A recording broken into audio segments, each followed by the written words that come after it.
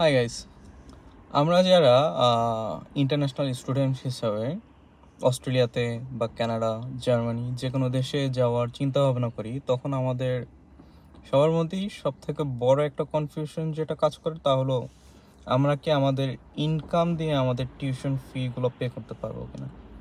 আমি যদি অস্ট্রেলিয়ার কথা চিন্তা করি, কারণ আমি যেহেতু অস্ট্রেলিয়ার সম্পর্কে আমার আইডিয়া অন্যান্য দেশের তুলনায় ভালো। অস্ট্রেলিয়াতে ব্যাচেলরে আসা একজন স্টুডেন্টকে প্রতি সেমিস্টারে 15,000 থেকে 18,000 অস্ট্রেলিয়ান ডলার পে করতে হয়, যা মোটামুটি বাংলাদেশি টাকায় 12 থেকে 14 লাখ 15 লাখ সামথিং।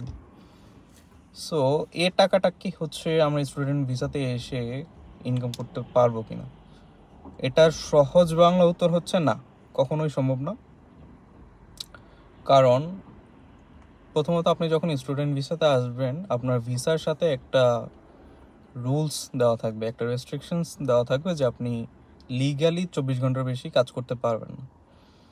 অনেকেই বলে যে ক্যাশে কাজ করবে, ক্যাশ ইন হ্যান্ড বা এরকম সেরকম, কিন্তু লাস্ট কয়েক বছর ধরে মোটামুটি 90 to 95% ওয়ার্ক প্লেস সবাই হচ্ছে অনেক বেশি অ্যাওয়ার। কারণ কিছুদিন আগে কয়েকটা প্রতিষ্ঠানকে অনেক বড় বড় ফাইন দেওয়া হয়েছে, কারণ তারা ক্যাশ ইন হ্যান্ড পে করতো। এরপর থেকে মোটামুটি অস্ট্রেলিয়ার ম্যাক্সিমাম যারা ক্যাশ ইন হ্যান্ড প্রোভাইড করতো তারা এই সিস্টেমটা টোটালি শাটডাউন করে দেয় এবং শুধুমাত্র লিগ্যালি যে একটা ট্যাক্সের পেমেন্ট সেটাই হচ্ছে তারা এখন অ্যালাউ করতেছে। সো আপনি যদি লিগ্যালি ইনকাম করে চিন্তা ভাবনা করেন যে টিউশন ফি পে করবেন, তাহলে এটা কোনোভাবেই সম্ভব না। অনেক দালাল বলে, অনেক এজেন্সি বলে, আমি দালালি বললাম কারণ তারা দালালি আসলে।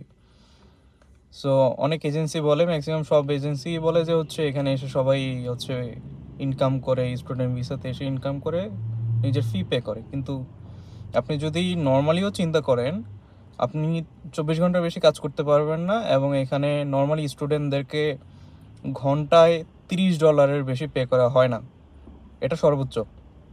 উইকেন্ডের কথা আমি বললাম না, উইকেন্ডে এটা রেয়ার কেস, উইকেন্ডে সবাই শিফট পায় না আর সব জবে উইকেন্ডে ওপেনও থাকে না।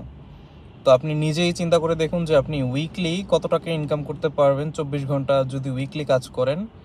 সেটার সাথে আপনার বাসা ভাড়া, আপনার গাড়ির খরচ, আপনার সকল ধরনের খরচ, মিলস, এক্সট্রা খরচ বাদ দিয়ে আপনি চিন্তা করেন পারবেন কিনা। ধন্যবাদ।